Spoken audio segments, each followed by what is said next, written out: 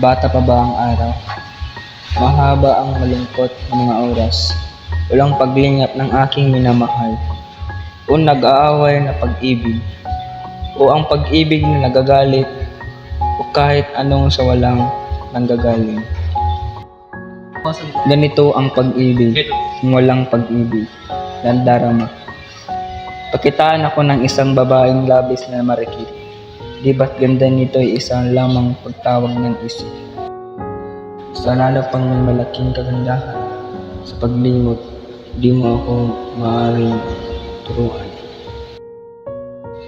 Pag-aasawa isang karangalan hindi ko pinapangarap. Bata pa sa gulang kong 14. Banggit ni ina, mga dalaga dito ay nagiging ina na. Sino si Paris? Isang lalaki raw na gwapong-gwapo? Maiibig ko ba ang Ginoo? Hangad ng magiting na ito ang pag-ibig ko. Sa piging mamaya siya'y makikita ko.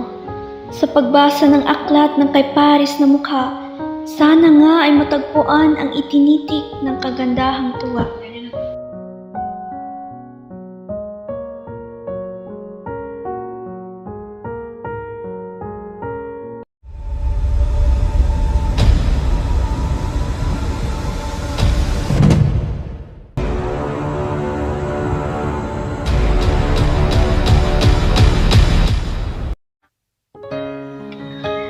Liwanag ng tanglaw, sa pagtuturo na'y lumaki. Para siyang nagabitin ng pisngi ng gabi.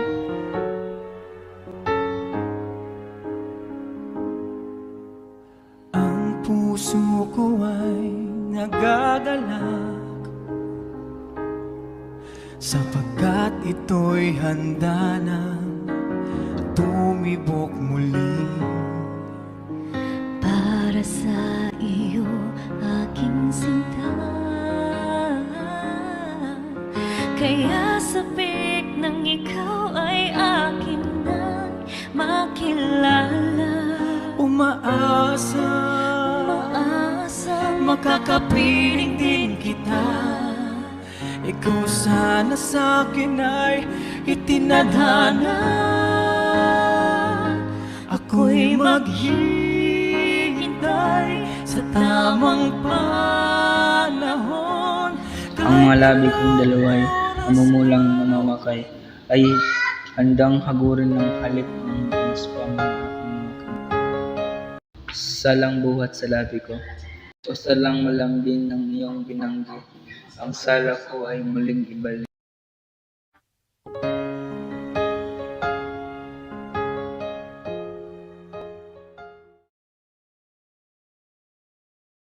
Parang pinag-aralan mo yata ang paghalik. Senyorita, nais kong makausap ng iyong ina. Sino ang kanyang ina? Binata, ang nanay niya ang inang nitong tahanan. Siya ba ay kapilit? O kay samang kapalaran, ang buhay ko'y utang ng aking kaaway.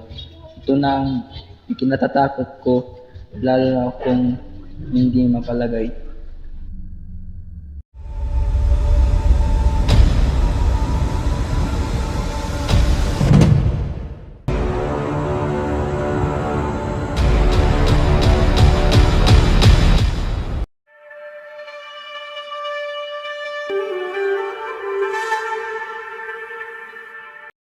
Romeo, itanggi ang iyong ama at ang pangalang itakwil mo.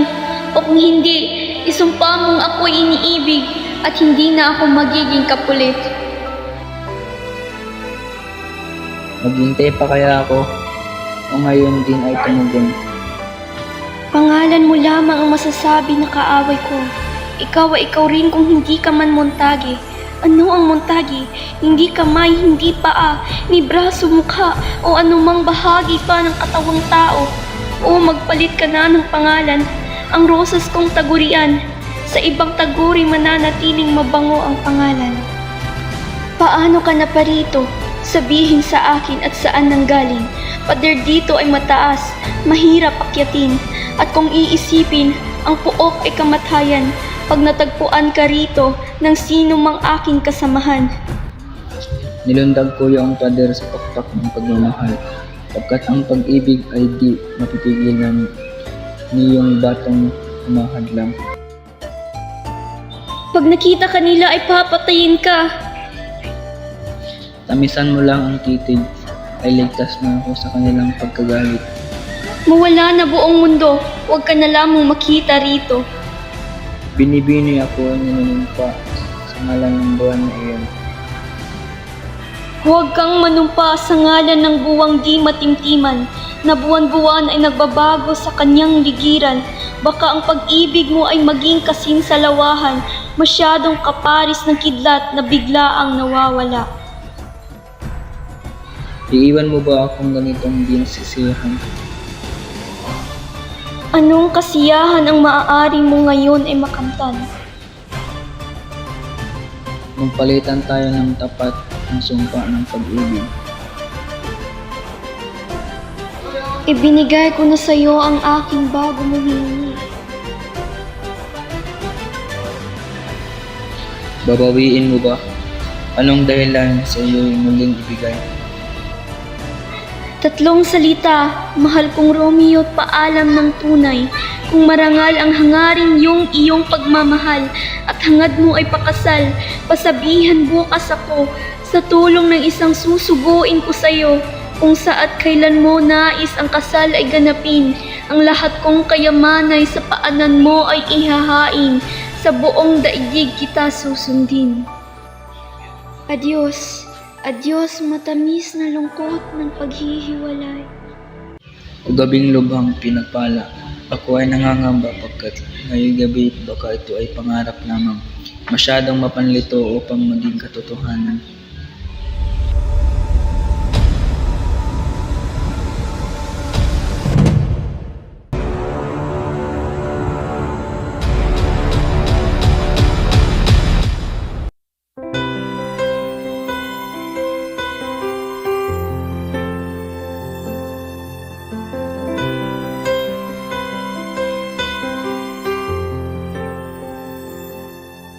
Noon ako'y hindi pa sigurado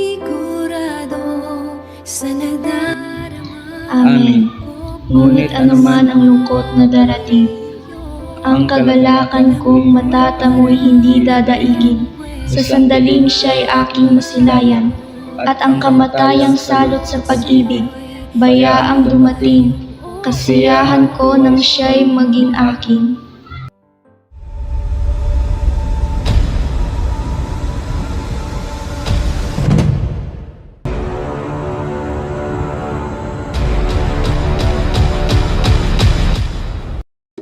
Si Tribat nahulog kay Romeo kamay. Si Romeo ay nagsasabi sa kanya, malumay, manay, na walang kwenta ang pagtatalungan. At dahil sa kasalanang iyan, siya ay aking ipagtatapon biglaan.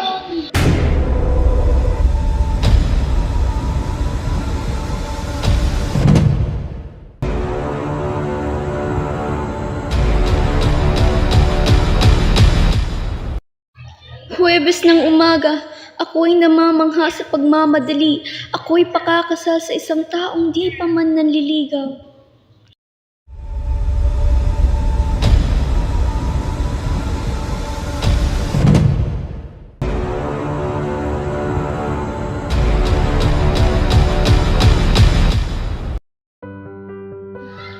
Juliet, patid ko na iyong hinagpis. Ako'y nababahalang. Labis na abot nitong pag-iisip. Narinig kong kailangan at hindi mapipigilan. Sa Huwebes, sa darating na kundi ay iyong pakasalan. Huwag sabihin, Padre, na narinig mo yan, kundi masasabi kung paano ninyo'y ito'y maaring hadlangan. Kung sa karunungan ninyo'y di makatutulong, sabihin man lamang na tama ang nilalayon, at sa tulong ng lansitang ito'y gagawin ko. Huwag nang mag-aatubili, nais kong mautas, kung ang inyong sasabihin ay hindi makalulunas. Miyerkules bukas at bukas ng gabi mahiga kang nag-iisa. Matapos mahigay kunin ang karapang ito at ang lamang alak na may tunggain mo. Pagtatapos nitong sa mga ugat mo maglalagos. Ang pagdaramdam ng antok at ang tibok ng pulso mo'y titigil at mawawala.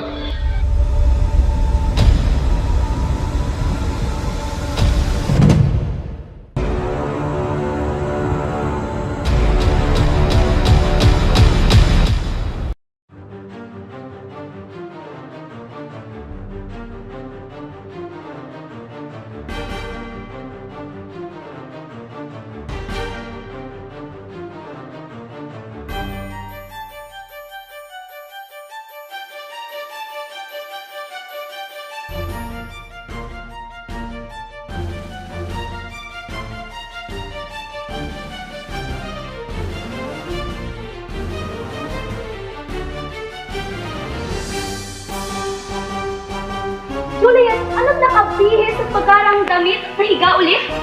Kailangan kong gisingin. Binibini! Binibini! Naku! Taklolo!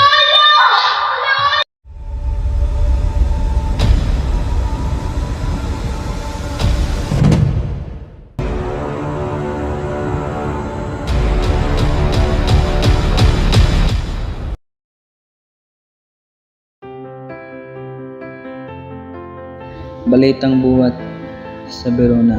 Baltazar, ano ang iyong masasabi? Wala ka bang dalang sulat na buhat sa padre?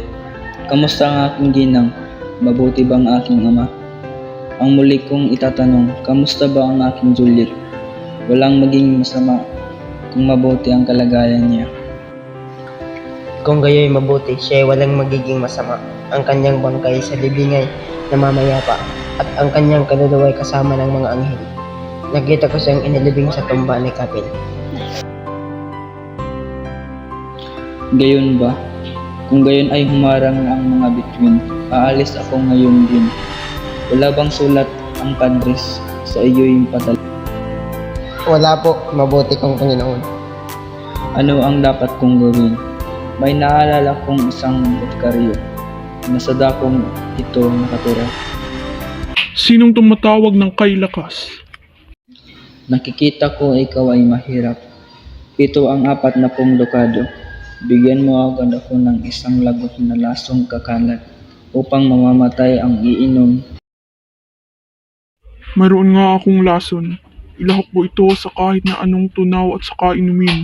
At kung ang lakas mo'y katimbang ng sa 20 katao, ay bigla kang mamamatay.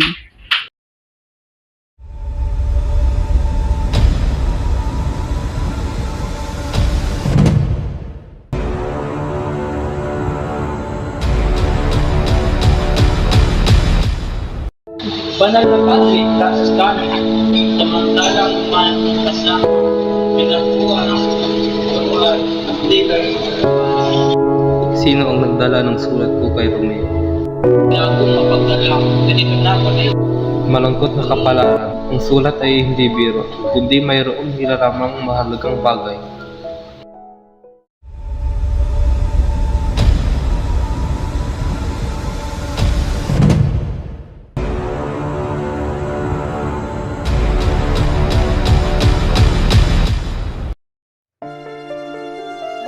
O mahal ko, o asawa ko. Dito na ako tatahan, kasama ng iyong mga uod, ng iyong utusan.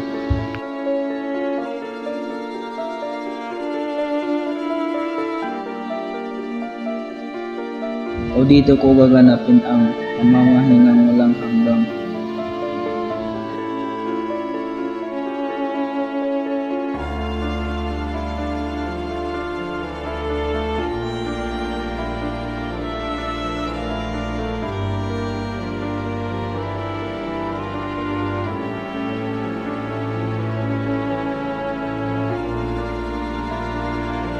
Ano ito? Lason o inuubos niya at walang nilabi?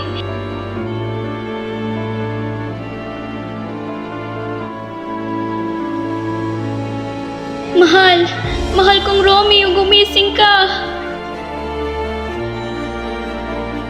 Oh, mabuting balaraw! Ang puso ko ay bayaan mo. Tumimo ka rin at bayaang ako'y mamatay.